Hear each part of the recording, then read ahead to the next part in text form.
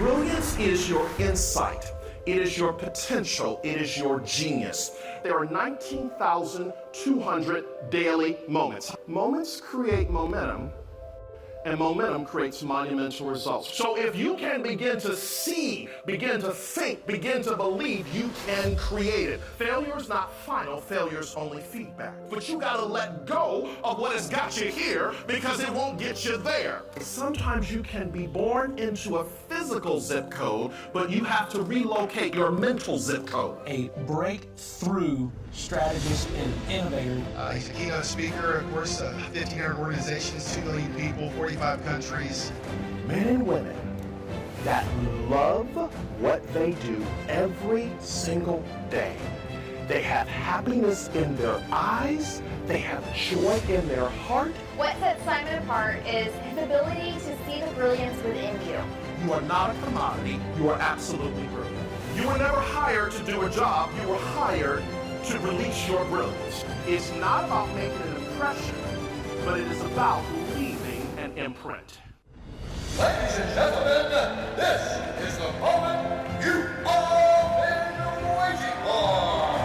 Join me in welcoming to the stage, Simon T.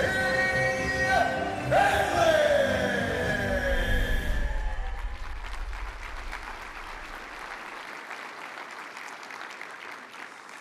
Good morning. Do me a favor, look at the person that you're sitting next to or near. Look them in the eye real quick. Tell them since the last time I've seen you, you look marvelous. Simply marvelous.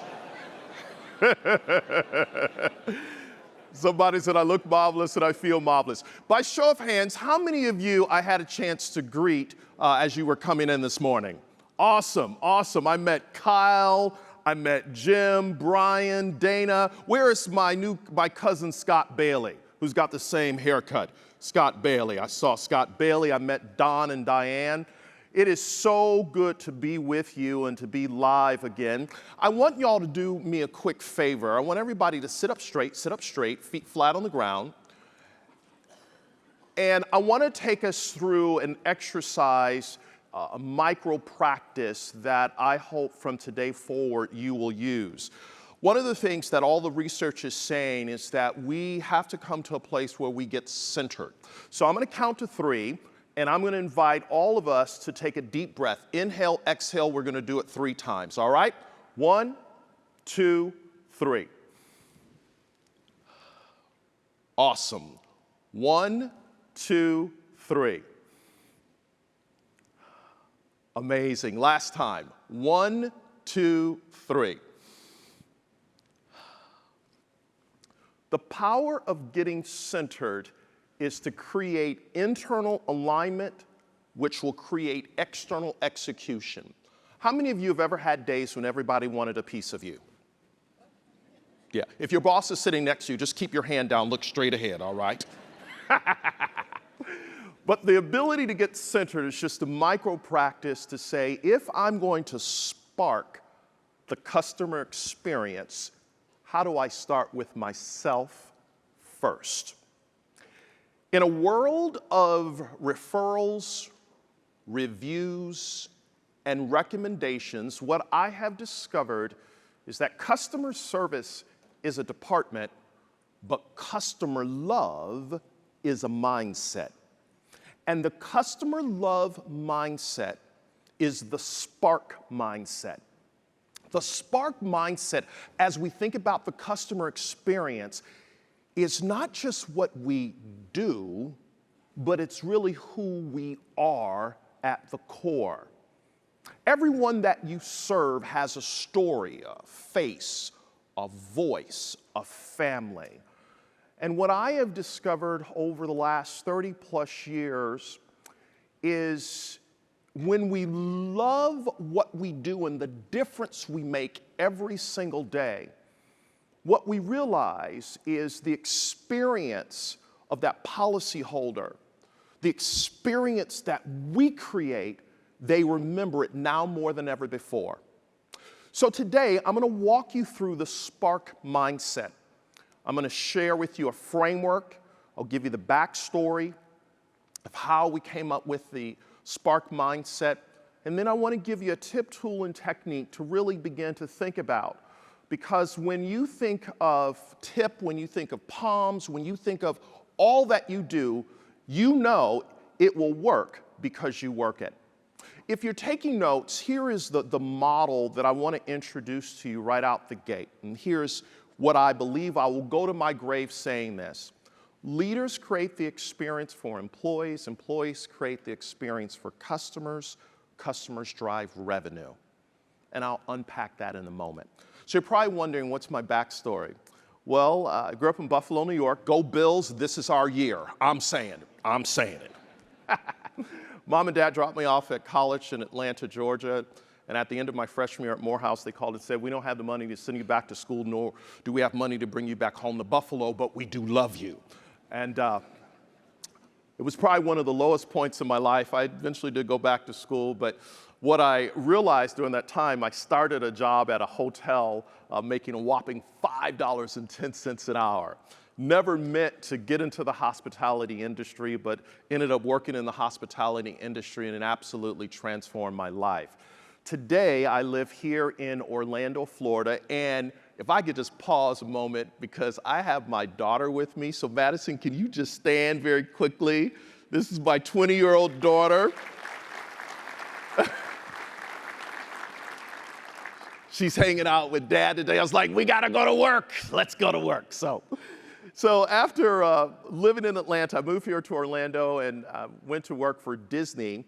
And one of the things that really transformed me in my Disney experience is whenever you join the company, you go to Disney University. At Disney University is where you drink the Kool-Aid, you sniff the pixie dust, you get the microchip planted right here, and you come out singing, "It's a small world after all." And if you look at me, I'm all about the air condition. I'm not trying to work in anybody's theme park in the months of June, July, and August. But one day I got a call to get up off my blessed assurance and go work in the park. So I find myself at Disney MGM Studios. I have on a blue smock, a broom, a dustpan in my hand. My name tag says Simon from Buffalo, New York. And I've got beads of sweat coming down my head. And I'm just like, wah, wah, wah. I am like, whatever. But it dawned on me that the Mickey police might be watching me through the camera. And I needed my job. So some guests were coming towards me, because at Disney, you never call them customers, you call them guests. And they caught a glimpse of my name tag, and they said, "You're from Buffalo, New York." I said, "Yes." They said, "We're from Buffalo, New York." Like, no way. They're like, "Where'd you go to school? Where'd you grow up? What's your parents' names?" I didn't know these people from Adam's house, let alone from a can of paint, but we're having a major conversation. So I said, "What have you done since you've been here?" Like, we've gone to Epcot, we've gone to Magic Kingdom, we've gone to Animal Kingdom. I said, "Now that you're here at MGM, you gotta ride Tower of Terror." By show of hands, anybody ever been on Tower of Terror?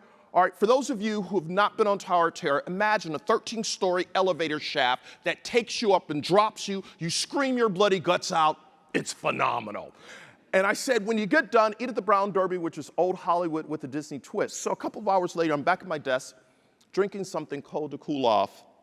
And that's when I had the whack upside the head. That's when I had the spark moment. Disney never sent me out to the park to sweep the streets.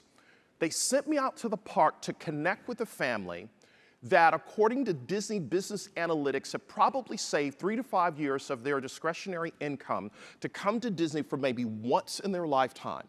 And a family of 4 in a 7-day stay, according to Disney Business Analytics, will spend about $10,000. So that day, what I'm about to say, I mean this figuratively, not literally, that day I quit my job at Disney and I went to work at Disney, because I recognized that a job stands for just over bored. But when I went to work for Disney, I realized every single day that I had to have that spark in my eyes, the joy in my heart. I had to immerse myself into what I was doing, because if I didn't, Disney was going to probably invite me to find my happiness elsewhere.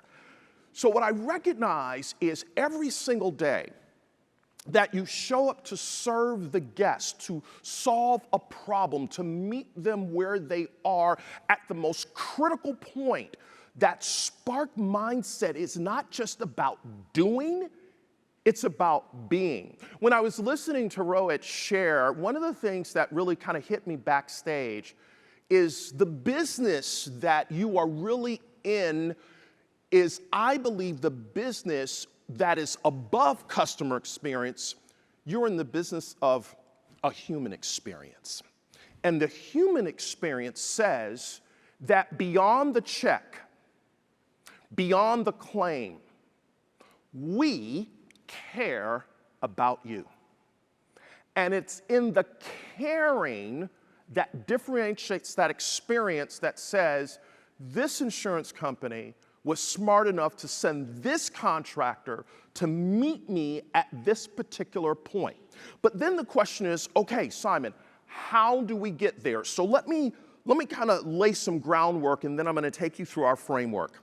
So here's what I fundamentally believe is that when you take care of your team members, being in service to them, remember, leaders create the experience for employees or teams, teams create the experience for customers. When leaders look at how we do what we do and being of service to everyone that we work with, all of a sudden, we don't have to tell them to take care of the customer. We don't have to drive them. In fact, I would hope that we stop using the word, we've got to drive people to work harder. Really? Really? Are you kidding me? No. We want to invite individuals to find that spark within them because of how they're treated and extend that to whoever they are serving, the customer, the guest, the policyholder. So, if there was a big takeaway right now, drop a pin in it. Do you love what you do? And do you love who you do it for? And do they challenge you to get better? Because the spark mindset is when you look at the metrics and the data, when you look at time and process, that's about getting better. But as we get better, are we getting better together, smarter together, and challenging each other to never settle for the status quo? And I believe that's your point of differentiation because you adhere to that mindset that says, yes, we're going to be better. So then building on that, what's something practical that we can do? So I would invite all of you to begin to consider, how do we recognize individuals? How do we ensure they know that we see them, we appreciate them, we value them? Here's what the research says. Dr. Maria Muzik, M-U-Z-I-K, from the University of Michigan, she's a clinical psychiatrist. She says human beings need three things: to be valued, to be seen, and to be appreciated. And I believe when we are valued, seen, appreciated, recognized, all of a sudden it sparks something in us that, you know what? Because I am cared for by those I work with, I take that forward to everyone that I serve. So let me build out the model. So over the last few years, I left Disney about 19 years ago, and I said to our instructional designer, we call her DL, I said, what is it that we know about 2,000 organizations in 50 countries that we worked with who are really knocking the cover off the ball as it relates to customer experience, or what I call customer love, all right? Now, I know it's early in the morning, and y'all probably can tell by now I don't get out much, so I need everybody to get your hands up like this, all right? And we're gonna do something totally hokey and cheesy, and it's all good, all right? On three, I want you to say customer love. I want you to put a little oomph into it. I want you to act like you love what you do. I want you to use your outdoor voice, indoor, find your inner chutzpah, and say customer love. On three. 1, 2, 3. That's what I'm talking about, ladies and gentlemen. This is where spark starts, all right? So here's what we discovered. Organizations and businesses that have the spark mindset of customer love, they have a great culture. And embedded in the culture is this moving away from what is rote and mechanical to being in the moment to say, this is who we are. Do I have any fans of Chick-fil-A at all? Any fans of Chick-fil-A? So Dan Cathy, who is the son of Truett, the founder, a few years ago, they brought me in to spend time with 5,000 of their operators. And I said to Dan Cathy, I said, Dan, help me. I was awake during the math class, but how is it Chick-fil-A makes more money per square foot than anybody else in the quick service space, and you're closed on Sunday? Help me with that math. And Dan said, Simon, we're not in the chicken business. We're in the people business, and we just happen to sell chicken. And when he said it, I was like, that's it. By show of hands, how many of you would say the people that work at Chick-fil-A are a little bit different than other fast food places you've been to? Right, because it's the people, so it's in their culture. So when you look at POMs, when you look at specifically tip, and you are extracting and understanding how did we get to this month, this quarter, as you begin to recognize it's because of a culture. It just doesn't happen. But here's the other thing we discovered, is that there's a thing called connection. And so last week I was in Austin, Texas, with a group of individuals who are CEOs and chief HR officers, and they had Dr. Matthew Bidwell presenting. He's at the Wharton School, and he began to talk about why talent is leaving organizations. And he says they're leaving because they're not connected to the deeper meaning of the work. And when they're not connected to the work, I'm paraphrasing, they lose the spark. And they work hard enough to keep a job and do just enough to keep from getting fired. And when they don't have the spark, they just do it, but they don't feel it. And when he said it, I was like, what? So in other words, when individuals have the spark in the core of their being, they're saying the mission and vision of our company may be on the website, but our way of being is how do we bring peace of mind every single day because I'm connected to this work. The third thing we found out is when you have culture and you have a connection, then you have customers. And those customers will become the unofficial marketing department for that business because of how they've been treated. So let me unpack very quickly the 5 principles of Spark. The first principle is how do we see them as guests? And when I talk about seeing them as guests, every guest has a need, a want, a style, and an emotion. And based on whatever they have experienced, how does that business show up at their point of need to see them through the lens of a guest?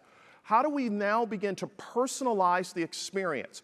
One of the interesting things that the research is saying is that businesses who personalize the experience, so how are you? Using their name, connecting, communicating, meeting where they are, listening to their phraseology, what they're saying in that experience, and personalizing it to them. It says, oh my goodness, they see me, they hear me, because you're totally dialed in as you communicate with them. But then building on that, this other thing that we discovered is this ability to anticipate. So anticipatory service is listening beyond the words. What didn't they say? How do we read between the lines? What is it that we missed? How do we ask another question? The quality of your questions determine the quality of your thinking. So when we're really thinking about sparking that customer experience, what are the questions that we didn't ask and what should we ask to begin to find out how we can serve them even more? And then the next step is how do we become uber responsive to their needs, which this you do so well. And then finally, how do we keep them loyal with acts of kindness, human service, how we show up? But guess what? Guess what's in the middle that holds us all together? It's leaders. It's leaders. All of you in this room are leaders because someone is following you somewhere. So the question is this: what do people catch from you when they see you? You're probably saying, Simon, what do you mean? If leadership is caught and leadership is taught, what are you doing to spark those around you by looking at your behaviors and your habits? Here's what I've discovered with some organizations. I was working with a grocery store chain not too long ago, and they had a net promoter score from 0 to 5, and what they discovered when people rated the shopping experience, say out of 3 or 4, it's because the person came in the grocery store, got whatever they needed, but when they rated it a 5, it was because someone took the time to ensure not only was their need met, but to ensure that they were in a good place, that they enjoyed this experience, and they asked, could we have done anything else to make this a better experience? Do you need anything else? And it's just that ability to care in the moment, all right? So, Renewal by Andersen invited me to come to Minneapolis about 3 months ago. And I was so taken by what they are doing from a customer experience standpoint. I mean, it just blew me away.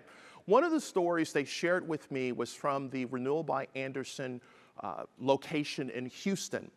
Kim had received a call from a homeowner who said, I want to have my windows replaced. And Kim developed a rapport with that customer who had just lost her husband. When Brent showed up to begin to talk to her about the various options, one of the things that the customer noted is that Brent took the time to explain to her all of her options because she had shared that in time past, her husband would handle this for her, and she was unfamiliar with the ins and outs. And she said that Brent was patient with her.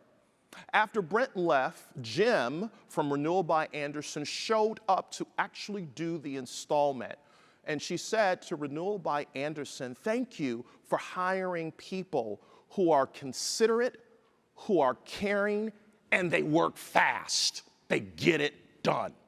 And what Renewal by Andersen began to realize is that every experience that this customer had, it was a touch point.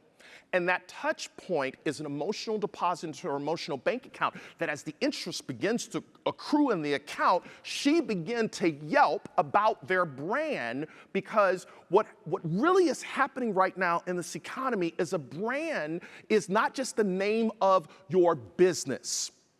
A brand is an emotion, a connection, a perception, a moment, and a memory. And when you spark customer love, that moment in memory all of a sudden registers with the consumer. So State Farm, I have been with State Farm for 30 years. And I love State Farm, and I'm proud to say it. I got my card in my wallet. Why do I love State Farm? A few years ago, my son, Madison's brother, was in a car accident. And he had run into someone, and the person he had run into, it was just absolutely a crazy accident. And so we got State Farm on the phone, and I mean, they moved lightning quick. I would even say they probably over-communicated in just keeping us in the loop as to what needed to happen. But what it really spoke to me is it wasn't so much them doing their job. It was how they did it because they said, how are you doing? I'm like, what? How am I doing? You really want to know? And I just began to share with them how I was doing because they were handling everything, totally positive experience. But what I realized, that human experience, that human caring moment, how are you doing? Instead of seeing me as a transaction, they saw me as a relationship.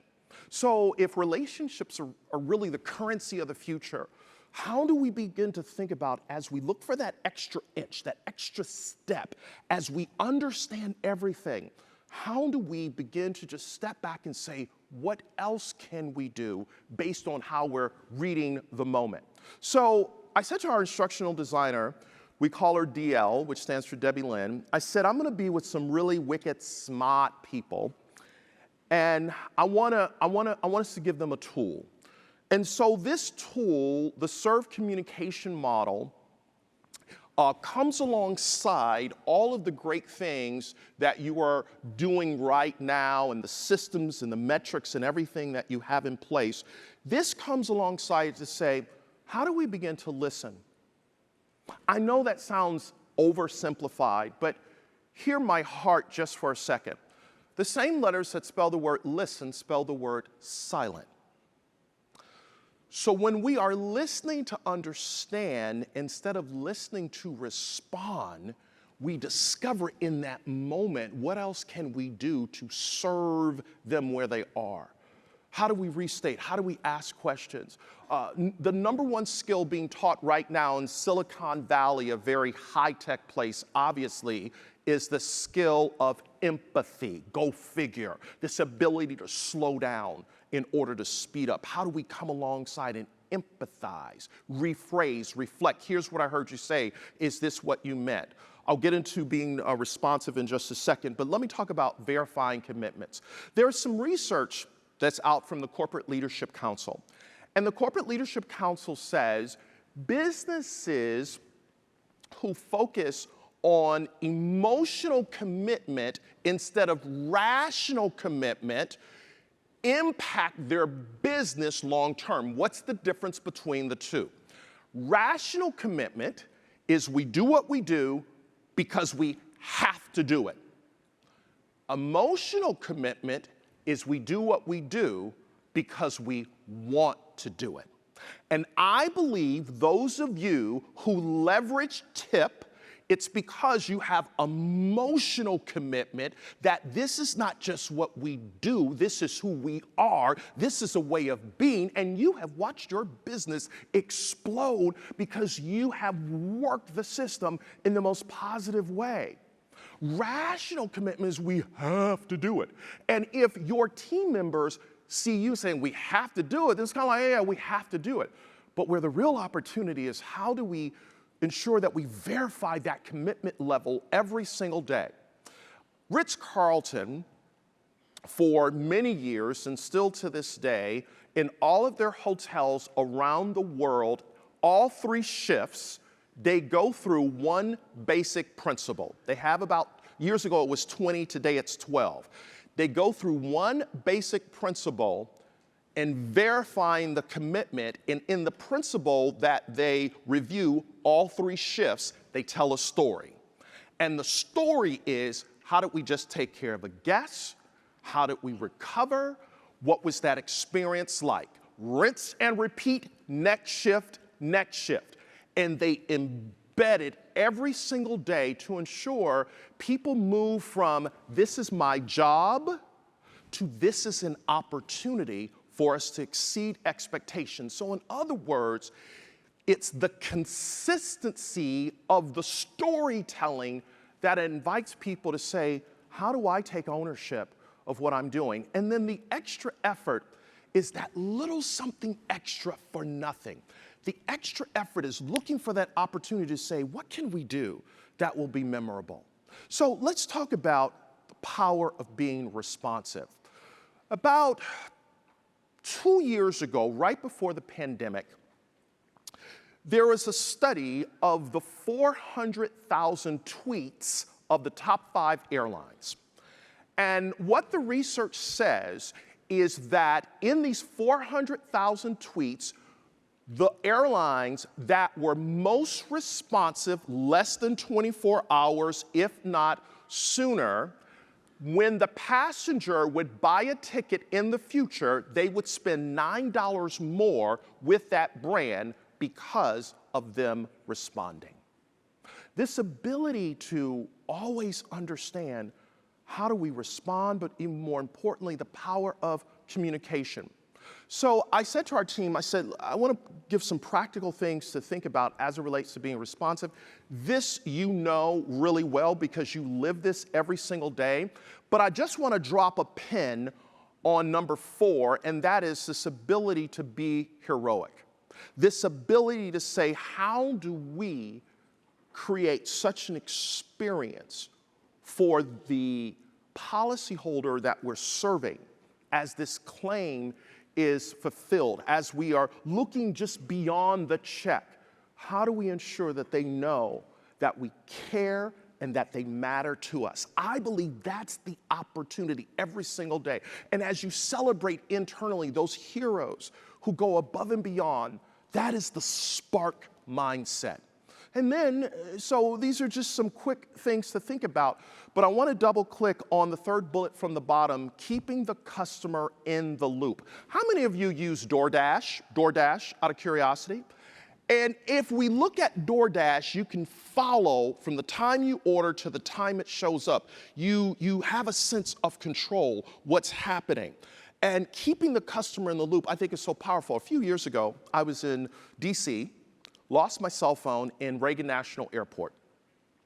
And I was freaking out because my phone is everything to me. So I happened to see a payphone at the airport, went over to the payphone, called my cell phone service provider, and I said, hey, I lost my phone. I didn't have on the Find My iPhone, but I did have my phone insured.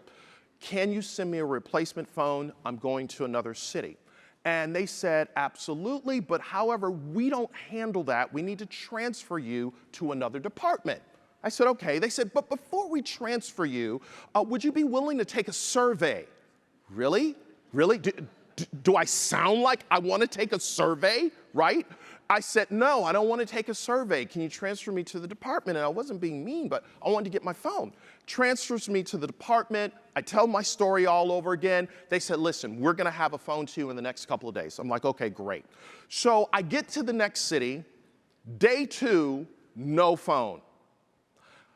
Pick up my hotel phone in my room. I call back the cell phone service provider. I go through the story again. And what do you think they said to me? Would you like to take a survey? I said, no, I don't want to take a survey. They said, we're going to transfer you to the third-party company. This went on for 3 weeks before I got a phone. 3 weeks, 4 different cities. I ended up writing a blog about this, why bad service kills great marketing. I got a call from the third-party company from a manager who said, there's somebody on our team that just read your blog, and we know that you're talking about us. And we are so sorry for your experience. We're going to send you a $250 gift certificate. I was like, dude, I don't want a $250 gift certificate. I just wanted my phone. And then he went into, well, the reason we couldn't get the phone to you is because the shipment, and all I heard, wah, wah, wah, wah, wah, wah, wah, wah. And what's so crazy about this experience, I had the polar opposite experience when I went to T-Mobile. And what T-Mobile, I'm a T-Mobile customer, but I've also was on a 47-day project with T-Mobile. And what T-Mobile teaches is that we live customer love. And I said, wait a minute, did they say customer love? They said customer love. I was like, what? And I began to ask them, I said, why is customer love the new high ground for customer experience? They said, because when every team member believes that they own whatever is in front of them, whatever customer complaint that comes, when they own it, we want them to come from a place of love and care, so that in our response, they know that we are different. So this whole thing of being, keeping the customer in the loop, being uber responsive, that's the differentiator. So what is it that we can do to be more responsive than ever before? Here's what I'd like for us to do. Because of everything that's happened over the last few years, and as we look towards the future, the real learning going forward is not the sage on stage. No, it's when you connect with oh brilliant one that you're sitting next to. You do know that you're sitting next to oh brilliant one, right? Just look at your neighbor and say, hello, oh brilliant one. Hello, oh brilliant one. Here's what I'd like for us to do. I want you to turn in a moment, and I'm just going to give you about 30 to 45 seconds, and I want you to ask oh brilliant one, what else can we do to be more responsive to those we serve? What else can we do? Emphasis on, we're doing a lot, but can we get even better? All right? 30 to 45 seconds, go. Share. What can we do? can we do? What can we do?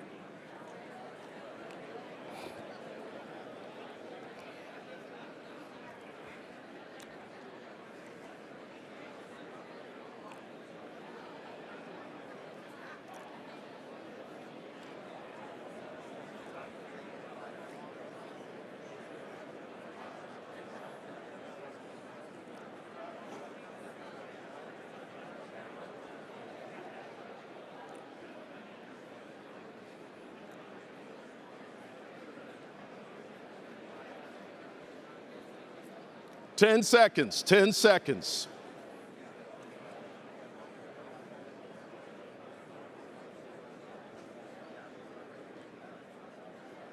Okay, let's come back together.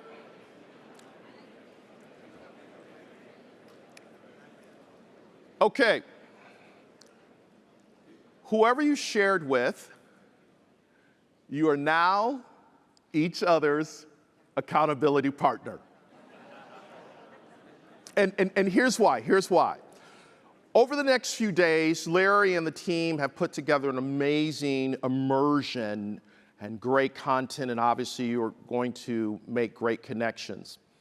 But I want us to think about, if you look at the last two bullets here, if you can't fulfill your promise, let them know and reset expectations. And then that third bullet, make them feel they gained something despite their loss. I believe if we begin to think about that, in addition to what you just shared with old brilliant one, that is the spark, or as they would say in Boston, that is the spark. That is the spark, okay? Now, this gentleman, his name is Michael, and I got a call from my old boss at Disney a few years ago, and he says, I want you to go to lunch with Michael Hanley. And I'm like, Michael is gonna try to sell me insurance. So I call Michael, and Michael says, hey, I want you to come and have lunch with me at the Bay Hill Country Club. I'm like, huh? The Bay Hill Country Club, built by Arnold Palmer? Absolutely free lunch, what the heck. So I go there, and I'm sitting with Michael, Larry, and we're having a great conversation, and I'm in my Sunday's best at this prestigious club, and I notice, hunched over in the corner is an older gentleman, and I said, Lance, that's Arnold Palmer. So being the bashful person that I am, I get up, I walk over to Arnold Palmer. I said, Mr. Palmer, thank you for being a great American. Thank you for what you've done for the game of golf. And Arnold Palmer looks up at me and says, thank you, young man. And I proceed to take out my cell phone to take a selfie with Arnold Palmer, but there was an entourage behind him that started to close in, and I heard a soundtrack in my head, bad boys, what you gonna do when we come for you? I said, this is probably not a good idea. So I go back, I'm sitting with Michael, he's turned flush red, and he's like, what are you doing? There are no phones allowed in the club, let alone to take a selfie with Arnold Palmer. I said, Michael, what is the likelihood that a guy from Buffalo, New York would be here in your prestigious country club where at any moment they may ask me, would you please pass the Grey Poupon, right? And that day, Michael didn't sell me an insurance. A couple of weeks go by, and I'm at an event on stage, I'm speaking, I'm about to leave the stage, and the host said, you can't leave the stage. I'm like, why can't I leave the stage? She takes out of this bag that hat that's on my head from the Bay Hill Country Club that has been autographed by who? I didn't know Michael was in the audience. He came up afterward, we laughed about the day that I totally embarrassed myself at the Bay Hill Country Club, and we took this photo, and still, he didn't try to sell me insurance. Unfortunately, a few months passed, and Arnold Palmer passed away, and Michael and I happened to be on the phone just kind of reminiscing, talking about Arnold and his life, and my first day meeting him, and I told Michael, I said, you know what? I want to buy not one, not two, but 3 policies from you. And Michael, to this day, has been my friend. A few months ago, I had to call him because there was an issue with one of the policies.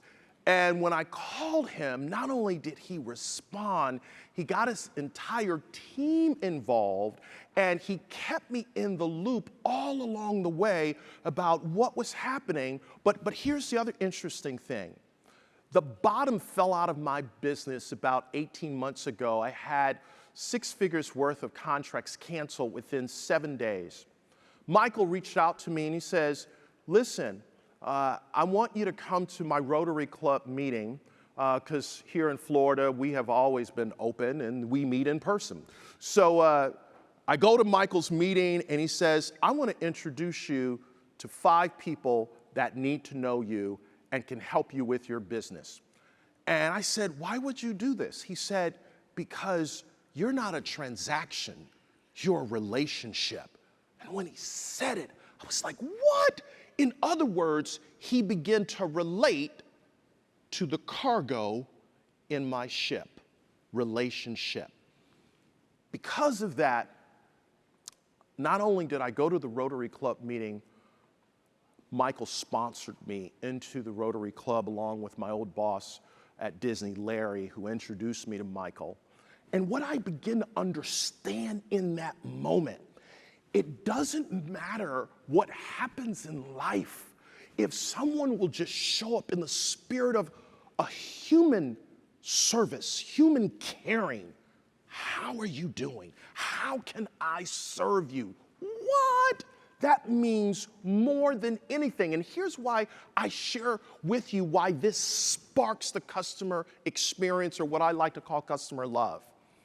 All the research says right now that people on the planet, roughly 7 out of 10 people, are stressed out, dealing with anxiety, and this being Mental Health Awareness Month.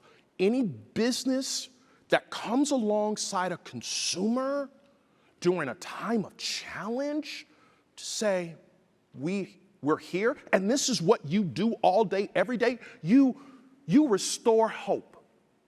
Yeah, that's what you do. You restore hope. And you know what? A hopeful person is a helpful person. And whoever has the most hope has the most influence. So this ability to say, how do we restore hope? Michael restored hope for me. So the last principle is, how do we keep them loyal with acts of kindness? I think kindness is underrated. I believe when we think about sparking that experience, kindness is a differentiator. Do I have any fans of Chewy.com? Any fans of Chewy.com? All right, a few folks that like Chewy.com. So when we came out with the book, Be the Spark, and we were sharing with companies and organizations, how do you really spark the customer experience? One of our team members said her girlfriend received her monthly subscription from Chewy.com, and she had forgot to call them to cancel the subscription because her dog had passed away. So she calls Chewy, gets the person on the 800 line, and they said, we are so sorry for your loss. We will credit your account, and perhaps you want to donate the food to a pet shelter. Well, she thought that was the end of the transaction. The next day, her doorbell rings, and there's a guy outside the door with a bouquet of flowers and a sympathy card from who? Chewy.com. Because Chewy.com saw an opportunity that said, you know what? We want to show up, serve this moment. And what's so interesting is I was sharing this story a couple of weeks ago about Chewy. A lady came up to me and she says, wait a minute, you got to hear my Chewy story. I said, what's your story? She said, Chewy contacted me and asked me for a photo of my dog. She said, I sent it to them and they sent back a hand-drawn painting free of charge of my dog, already mounted, and I just put it up, and she said, I was blown away by what they did, because it's the power of kindness. So a few months ago, Neighborly allowed me to share with them this whole Spark concept, but what I was so intrigued by what Neighborly is doing and all of the brands that they have is customer centricity is at the heart of what they do. And when they think about the spirit of kindness, they're saying, how do we put the customer front and center? Almost so whenever they are meeting, how do we look at that empty seat in the room? be it in person or virtually, to say, how do we take care of that customer? What else can we do? What does kindness look like for us? So here's some quick things to think about as it relates to how do we pull this all together in the spirit of sparking customer love, sparking the customer experience. And when you look at this whole thing of amaze, the one that I would invite you to just double click on is zero in on the emotional level, as you already do, but how do we amp it up even more? You're probably saying, why? Here's the research. According to Gallup, 70% of human decision-making is emotional, 30% rational. So when people emotionally know that their needs have been met, or it speaks to them, it connects with them, you can expand the wallet and begin to connect with them even more because of the customer experience.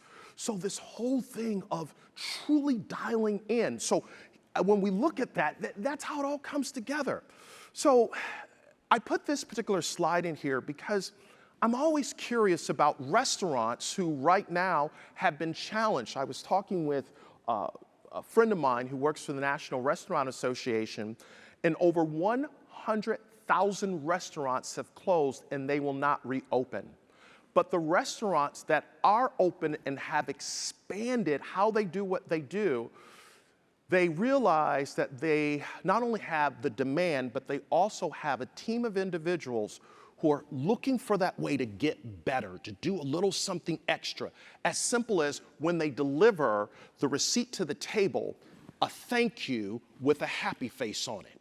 How much did that cost? How long did that take? Nothing, but it's that extra step. One of the things that Disney taught that has stayed with me forever, how many of you ever saw the movie Lion King? How many of you saw the movie Lion King? Okay, so in Lion King, the first time when it came out, pre-Pixar, there's a scene at the beginning of the movie where Rafiki holds up Simba and Simba sneezes. 99% of the viewing audience would never notice the sneeze. When then CEO Michael Eisner was asked the question, why would you draw in a sneeze? Michael will tell you, first of all, it took 100 animators to do it. But Michael Eisner would say, we did it for the 1%. The 1% who saw that we plussed up the experience by giving a little something extra for nothing. 100 animators to draw in the sneeze. Now, when Lion King came out the second time, it took one animator, Pixar, to draw on the sneeze because they don't have the animators anymore that physically hand draw. So this ability to say, what's that little thing, that extra inch, that extra edge that we can do, that becomes memorable. So all of this is based on the book, Be the Spark, 5 Platinum Service Principles to Create Customers for Life. And everything that I've just shared with you in just a few short minutes, the net takeaway is that leaders create the experience for employees and team members create the experience for customers, customers drive revenue. When we look at the Spark mindset, it's not just about the doing, it's about the being. And how do we talk about that every single day? Okay? So here's how the Spark model comes together. See them as guests, personalize the experience, anticipate, respond, and keep them loyal with acts of kindness. When I think about Spark is all about how do we get better every single day? How do we look at what we do through a fresh lens? I stand here today because of the amazing individuals that I've had a chance to work for over the years. I was in San Diego right before the pandemic. I was invited by Hilton Corporation to give a presentation to 4,000 of their general managers. And I began to share the story of the general manager who some 28, well now 30 years ago, impacted my life. And I'm telling the story, and I didn't know that he was in the room that day, so I'm telling the story. Well, you know what? How about I just share the video with you, and you can actually see the story. This is totally unplanned. This is Ian Sauer. This is Simon T. Bailey.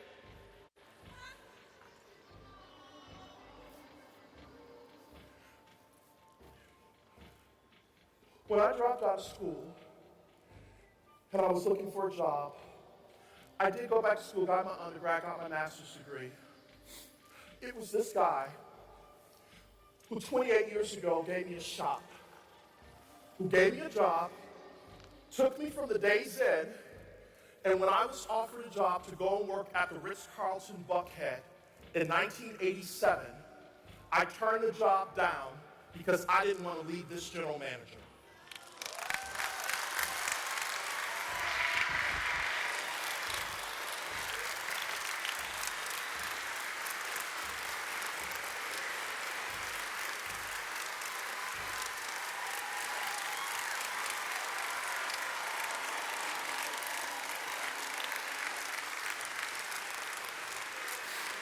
Y'all have to excuse me.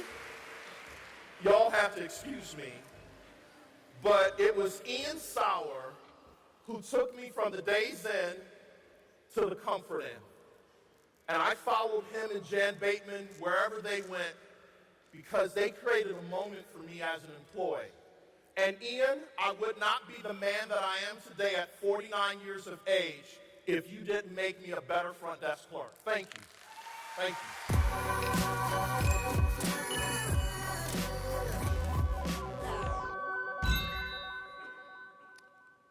The Spark mindset is all about how do I make you better? How do I make the person I'm sitting next to better? How do I make our team better so we become better for the consumer, the policyholder, that person that needs us? When we understand how to become better, we also understand that love and respect have no color. And when we understand that, that's why I greeted you this morning as you walked in the door, and didn't matter that your name was Joy or Jim or Brian or Kyle, Diane, Dawn. Didn't matter where you have come from throughout our great country. And oh, by the way, we have the greatest country in the world. I love America and I love our country.